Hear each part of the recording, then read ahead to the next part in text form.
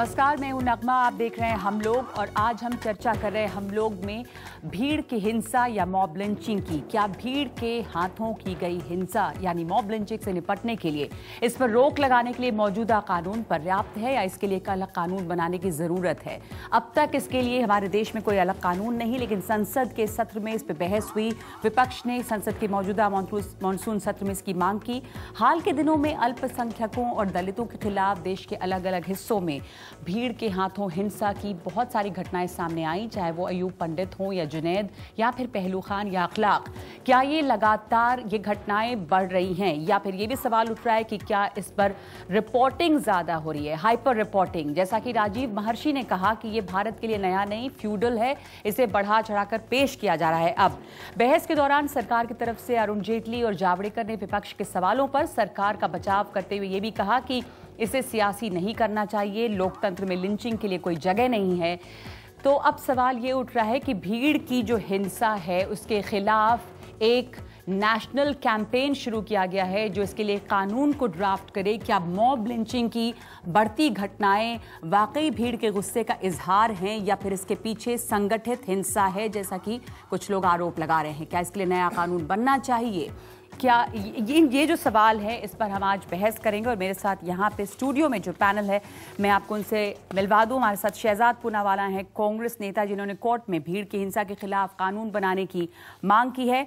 ऐश्वर्या भाटी, सदस्य BJP legal cell. Doctor Geeta Bhatt, RSS समर्थक। नीलांजन मुखोपाध्याय, पत्रकार। असद अशरफ, पत्रकार और सामाजिक कार्यकर्ता। और चूंकि बहस अब इस बात पर मोरलेस आ गई है, क्या जो हमारे देश में अभी तक इससे निपटने के लिए कोई कानून नहीं है इतने सालों से, हालांकि इंडिया की जो रिकॉर्डेड हिस्ट्री उसके पहले से भी यहाँ पे भीड़ के हाथों की गई हिंसा या जिसे मॉब लिंचिंग कह रहे हैं वो घटनाएं मिलती हैं आपको, पर कानून नहीं है। अब जरूरत है कानून की, नए कानून की। बनना चाहिए कानून, बिना इसके मुमकिन नहीं है। देखिए, हम लोग सुप्रीम कोर्ट में बतौर वकील और याचिकाकर्ता, मैं ये गौरक्षा के नाम पे जो गुंडागर्दी चल रही है जिसके बारे में प्रधानमंत्री ने जिक्र किया था, उनकी बातों के बाद ही मैं सुप्रीम कोर्ट गया और सुप्रीम कोर्ट ने हमारे केस को तरजीह देते हुए इसमें नोटिस जारी की सेंट्रल गवर्नमेंट को और 6 राज्य सरकारों को। एक की एडवोकेट जनरल भी, एडिशनल एडवोकेट जनरल भी ऐश्वर्या जी है यूपी की। उन्होंने जवाब आज तक नहीं दिया। नोटिस गई, हियरिंग्स हो गई है काफ़ी सारी।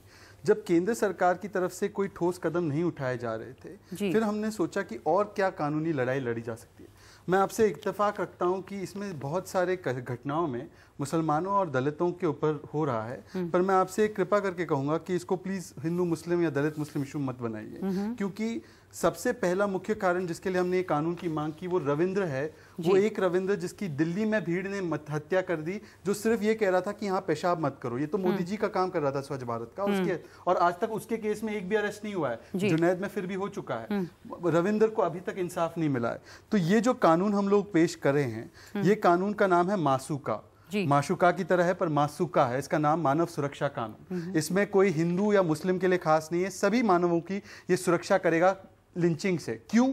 क्योंकि इंडियन पीनल कोड में, जो मैंने भी पढ़ा है और ऐश्वर्या जी ने भी और बाकी लोगों ने पढ़ा है, उसमें लिंचिंग की डेफिनेशन ही नहीं है। एनसीआर भी अब डेटा कलेक्ट करना चाह रही है लिंचिंग की। कैसे करोगे भैया? डेफिनेशन तो लगाओगे पहले, फिर कलेक्ट करोगे कि कितने किससे हुए। लिंचिंग की डेफिनेशन जो है, मैं लिंचिंग पे पहले आ जाऊं कि लिंचिंग जो है दरअसल अमेरिका 18वीं सदी के अमेरिका में इस्तेमाल हुआ। William lynch, Charles lynch Virginia के इलाके में, और ब्लैक्स के खिलाफ जो वो कानून अपने हाथों में लेते थे। तो अगर आप शब्दकोश देखें तो उसमें यही है कि भीड़ बिना किसी कानूनी प्रक्रिया के जब अपने हाथों में कानून ले लेती है और किसी को सजा दे देती है, उसको आप हिंसा पे उतारो जाती है, उसको आप लिंचिंग कह सकते हैं डेफिनेशन के हिसाब से। मैं आऊंगी आपके पास। इसमें जोड़ना चाहता हूं कि आईपीसी में आज कई प्रावधान नहीं है, जैसे कि अगर आप किसी ने आपको थप्पड़ मारा तो आपकी बहुत मामूली सजा है, बेलेबल ऑफेंस है, कॉग्निजेबल नहीं है। तो इन चीजों को हमने यहाँ पे, पुलिस की ड्यूटी क्या होनी चाहिए भीड़ हिंसा रोकने के लिए, ऑफेंसिव मटेरियल जो सोशल मीडिया के जरिए जाता है जिसकी वजह से होती है, उसकी क्या कार्रवाई होनी चाहिए। पुलिस सवाल ये भी उठता है कि क्या एक नया कानून बनने से इस पे रोक लगेगी या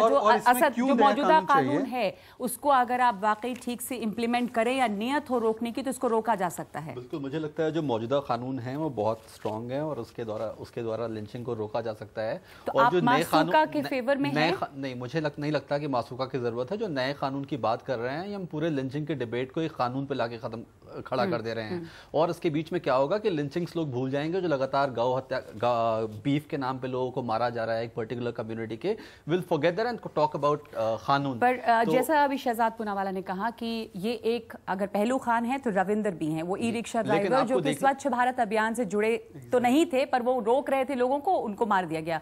तो मैं ये पूछना चाहती हूँ कि क्या ये वाकई भीड़ का गुस्सा है या इसका सांप्रदायिक रंग है? क्योंकि 28 केसेस होते हैं तो 24 उसमें माइनॉरिटीज के खिलाफ थे। वही मैं बोलना चाह रहा हूँ कि 2014 के बाद अगर आप सारे केसेस देखेंगे, 28 केसेस जो आप बता रही हैं, तो उसमें मोस्ट ऑफ द केसेस में एक पर्टिकुलर कम्युनिटी के आदमी को टारगेट किया गया है और उसके पीछे एक नोशन रहा है कि वो काऊ मीट स्मगल कर रहा था, वो बीफ स्मगल कर रहा था। तो उसको हमें समझना पड़ेगा। बीफ काऊ प्रोटेक्शन बीजेपी का एक बहुत पुराना एजेंडा रहा है and I think it's being politicised now. ये लिंचिंग को पॉलिटिसाइज करके बीजेपी। तो अगर हम मासूका या कानून पे बहस करें तो आप कह रहे हैं कि लिंचिंग के जो सोशल एस्पेक्ट्स हैं उसको भूल के हम सिर्फ कानून पे बात करने लगेंगे। बिल्कुल ठीक है। नीलांजन, आपको लगता है कानून की जरूरत है? मुझे ये लगता है कि नए कानून की जरूरत नहीं है, क्योंकि जो एग्जिस्टिंग कानून है वो मेरे ख्याल से पर्याप्त है। हमको ये समझना पड़ेगा कि कोई भी लिंचिंग जो है, जो डेटा जो मिल रहा है कि उसके बेसिस पे कि 2014 के बाद से इस किस्म की वायलेंस ज़्यादा बढ़ी है, तो उसको हमें पॉलिटिकल कॉन्टेक्स्ट में समझना पड़ेगा कि ये क्यों इस समय बढ़ रहा है। हर सत्ता दल का एक सिर्फ अपनी संगठन, अपने एफिलिएट्स नहीं होते हैं, जैसे कि भारतीय जनता पार्टी के बहुत सारे एफिलिएट्स हैं, उसी तरह से और पार्टीज़ के भी एफिलिएट्स होते हैं। कांग्रेस के भी ट्रेड यूनियन संगठन होते हैं, स्टूडेंट्स ऑर्गेनाइजेशन पे, तमाम पार्टीज़ के होते हैं। लेकिन इसके बावजूद एक पॉलिटिकल इकोसिस्टम में कोई भी एक पनपता है, कोई भी पार्टी पनपती है। तो संघ परिवार जो एक है वो सिर्फ मात्र कुछ संगठनों का समूह नहीं है, लेकिन एक इकोसिस्टम के तौर पे समझना पड़ेगा। कुछ बेसिक कॉन्ट्रडिक्शन समझनी पड़ेंगी, जो क्यों ये बार बार एंटी माइनॉरिटी और कैरेक्टर ले लेता है इस तरह की वायलेंस का। तो बड़ी पिक्यूलियर चीज़ मिलेगी। जैसे नाथूराम गोडसे के बारे में बात करें हम लोग।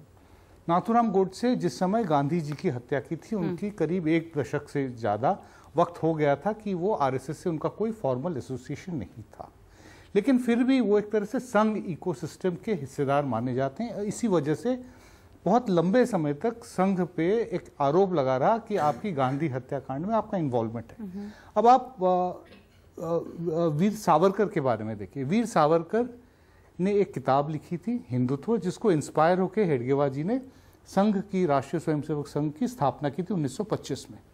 वो कभी अपने जिंदगी में, जब वो जेल से छूट के आए, उसके बाद वो कभी संघ में आरएसएस नहीं ज्वाइन की, लेकिन अभी भी उनको एक तरह से आइकॉनिक फिगर माना जाता है। इकोसिस्टम की बात कर रहे हैं, उस पर मैं आपसे जानना चाहूंगी कि ये बात गुलाम नबी आज़ाद ने भी कही कि हिंसा संसद में, कि हिंसा अभी हो या कभी भी पहले की हो, आप अगर देखें तो उसके पीछे कांग्रेस की भी अगर सरकार रही हो तो मेंबर्स ऑफ द परिवार वो ही उसके पीछे हमेशा रहे हैं जब भी इस तरह की लिंचिंग हुई है। यानी कि जिस पॉलिटिकल इकोसिस्टम की बात कर रहे हैं नीलांजन, उसको ब्लेम कर रहे हैं।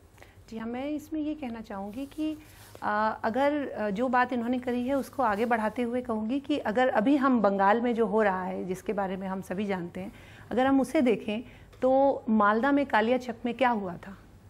1.5 लाख आदमी सड़क पे उतर के, कितने लोग मरे वहाँ किसी को जानकारी नहीं है, क्योंकि किसी भी राजनीतिक दल को वहाँ घुसने नहीं दिया गया। कितने लोगों को वहाँ मारा गया। 1.5 लाख आदमी सड़क पे घूम रहा है, ना कोई पुलिस है, ना कोई सरकार है, किसी ने भी किसी का भी प्रोटेक्शन नहीं किया। और अगर ज़्यादा दूर क्यों जाते हैं, अभी बसीरहाट में ही देखिए वहाँ क्या हुआ, हज़ारों लोग सड़कों पर उतर आए। तो उस समय जो है उसके लिए गुलाम नबी आज़ाद जी ने कुछ नहीं कहा। लेकिन जो बड़ा प्रश्न यहाँ जो सबके सामने है, उसके विषय में मैं ये कहना चाहूँगी कि अगर हम, जैसा आपने भी कहा कि दुनिया भर में अगर आप कोई भी समाज देख लीजिए, वहाँ जो हत्या है, चाहे वो किसी एक व्यक्ति ने करी हो या किसी समूह ने करी हो, वो एक कटु सत्य है, चाहे कितना भी निंदनीय हो।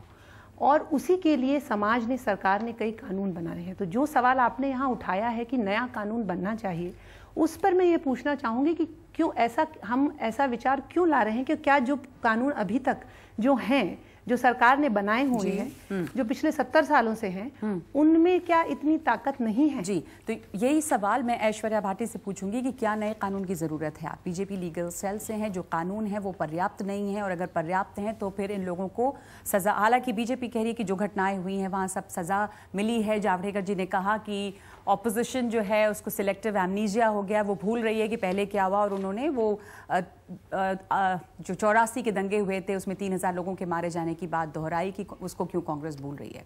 पर नया कानून बनेगा तो क्या ज़्यादा सख्ती से इसके खिलाफ कार्रवाई हो पाएगी, मॉब लिंचिंग के खिलाफ? देखिए नगमा जी, पहले तो मैं क्लैरिफाई कर दूं कि I am here only in my capacity as a Supreme Court lawyer. Having said that, देखिए आईपीसी में ऑलरेडी प्रोविजंस हैं अनलॉफुल असेंबली के, unlawful assembly, rioting, picketing, criminal conspiracy, common intention, ये सारे कानून हैं। और अनलॉफुल असेंबली पे सुप्रीम कोर्ट का ये इंटरप्रिटेशन भी है कि चाहे असेंबली किसी लीगल पर्पस के लिए भी इकट्ठी हुई है, अगर जैसे ही वो इलीगल काम करती है तो वो असेंबली इलीगल असेंबली हो जाती है।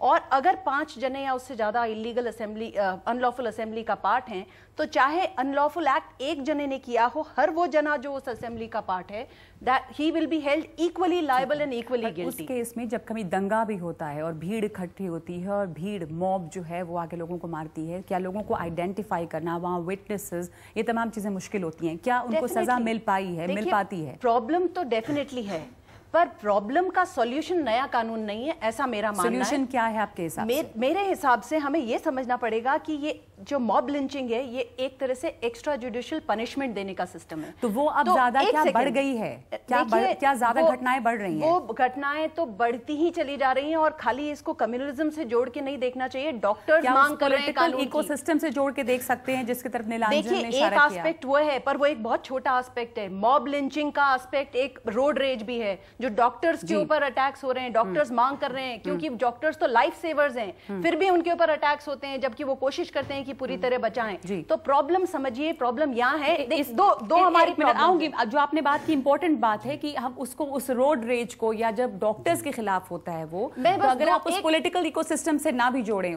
एक मिनट आप उसको आगे ऐड कर दीजिए। बेसिक इशू प्रॉब्लम कहाँ है? लॉ एनफोर्समेंट में प्रॉब्लम है और जस्टिस डिलीवरी सिस्टम में प्रॉब्लम। जो मैनिफेस्ट हो रही है, वो जो भीड़ है उसमें गुस्सा क्या अब बढ़ रहा है? क्यों डॉक्टर्स के खिलाफ सड़कों पे? ये सब तो है ही। देखिए, एक तो है सोशियोलॉजिकली कि गुस्सा ज्यादा बढ़ रहा है, हम लोग एक बेसिकली इम्पेशेंट सोसाइटी की तरफ बन जाते हैं। कम्युनल इंसिडेंट्स है वो भी ज्यादा हुई है, या रिपोर्टिंग ज्यादा हो रही है, खुल के सामने ज्यादा आ रही है? मेरे ख्याल से रिपोर्टिंग ज्यादा नहीं हो रही है। अगर हम बाद में पीछे जाके डेटा देखें तो हमको समझना पड़ेगा, जैसे अटल बिहारी वाजपेयी जी की जब सरकार आई थी तो उस समय का अगर आप डेटा देखें तो उस समय भी काफी ऐसे इस तरह के टारगेटेड मॉब वायलेंस की काफी घटनाएं मिली थी, खासतौर से ट्राइबल एरियाज में। उस समय मेन टारगेट्स होते जिनको शक किया जाता था कि ये क्रिश्चियन मिशनरीज है।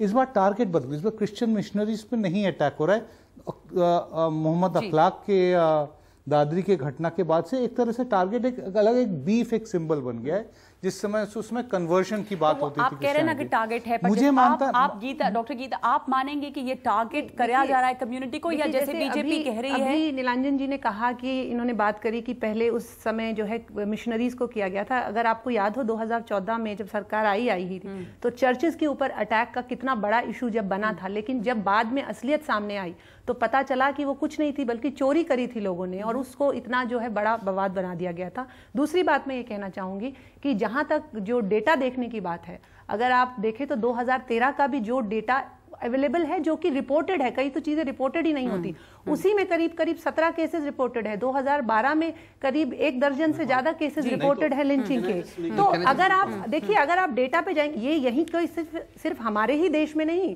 अगर आप पाकिस्तान में ही देखिए, अभी मशाल खान का बड़ा ज्वलंत वहां पे एक उदाहरण है, जहां 23 साल का जर्नलिज्म का स्टूडेंट, जिसे कि उसके हॉस्टल से जो है भीड़ ने खींच के उसको ड्रैग करते हुए सड़क पे लाए, उसका वीडियो बना, उसके कपड़े उतार दिए और उसे मारा गया, सिर्फ इसलिए। मेरी बात पूरे होने दीजिए पूनावाला जी, फिर आप बोल सकते हैं। सिर्फ इसलिए क्योंकि उसने अपने सोशल पोस्ट में सूफिज्म के बारे में कहा। जी, तो ये जो समस्या है, ये समस्या कोई ऐसा नहीं है कि देश पर वापस आए, अपने देश पर हम वापस आए। यही नहीं, भारत में जो होता है, एक सेकंड में मैं आपको एक्सप्लेन करता हूँ क्यों चाहिए।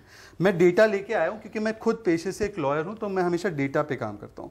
2010 से 17 का डेटा इंडिया स्पेंड रिपोर्ट के हिसाब से 97% जो अटैक्स हुए भीड़ हिंसा के, वो 2014 के बाद हुए। मैं ये नहीं कह रहा कि कांग्रेस के वक्त नहीं हुए, कांग्रेस के वक्त भी हुए, वो भी बुरा है उसमें। दूसरा विरोधाभास, इन्होंने बंगाल की बात की। मैं खुद मानता हूं कि बंगाल में और केरला में शायद आरएसएस के भी लोगों की लिंचिंग और टारगेटिंग होती है।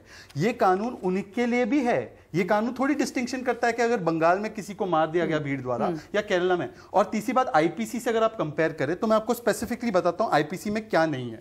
आईपीसी में फॉर इंस्टेंस आपके ऑब्स्ट्रक्शन ऑफ लीगल प्रोसेस, अगर राजनीतिक संरक्षण मिलता है इन भीड़ के हत्या करने वालों को, तो उनको जो संरक्षण की वजह से केस आगे नहीं जा पाता, उसके लिए पनिशमेंट इसमें है।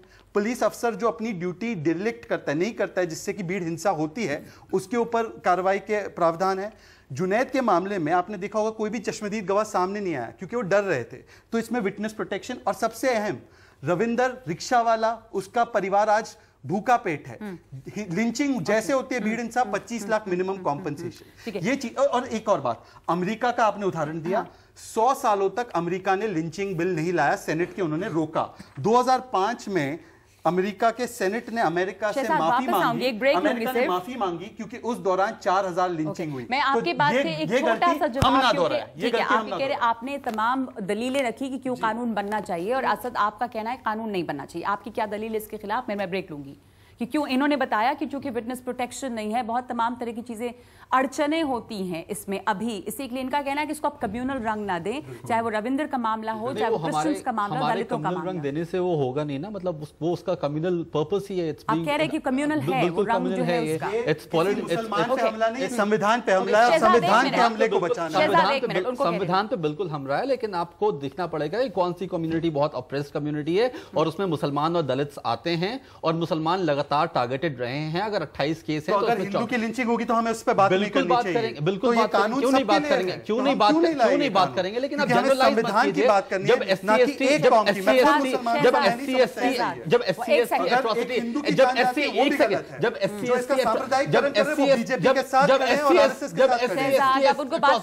एक्ट आता है, तो क्या वो स्पेशल प्रोटेक्शन मिलता है? तो मुसलमानों के लिए एक्सक्लूसिव लॉ, अगर आप लॉ बनाने की बात कर रहे हैं, तो why are you generalising it? अभी आप कहेंगे महिलाओं के लिए कानून टारगेट क्यों मुस्लिम? एक मिनट असद, मैं आपसे ये पूछ रही हूँ कि आपको कानून से एतराज क्यों है? अगर कानून बनेगा तो वो सबको खबर है। सोशियोलॉजिकली भी समझना पड़ेगा कानून कि इसका सोशियोलॉजिकल एस्पेक्ट जो है उसको इग्नोर किया जा रहा है। मैं एक ब्रेक ले लूं, उसके बाद वापस लौटूंगी कि वो पॉलिटिकल इकोसिस्टम किस किस्म का, जिसकी बात नीलांजन कह रहे थे, और कानून जो आएगा उससे किस तरह से मदद होगी, और क्या इसका कम्युनल नेचर है या वाकई भीड़ की ये हिंसा है जो दुनिया में हर जगह पे नजर आ रही कि गुस्सा बढ़ रहा है लोगों में। और वो मिसालें आपको रोड रेज के मामले में भी सामने आती हैं, अस्पतालों में जो डॉक्टर पे हमला होता है तो भी सामने आती है। पर जो पिछले दिनों हिंदुस्तान में हुआ उसकी क्या फितरत थी, उसका क्या रंग था, और उसके लिए क्या समाधान है? ब्रेक के बाद।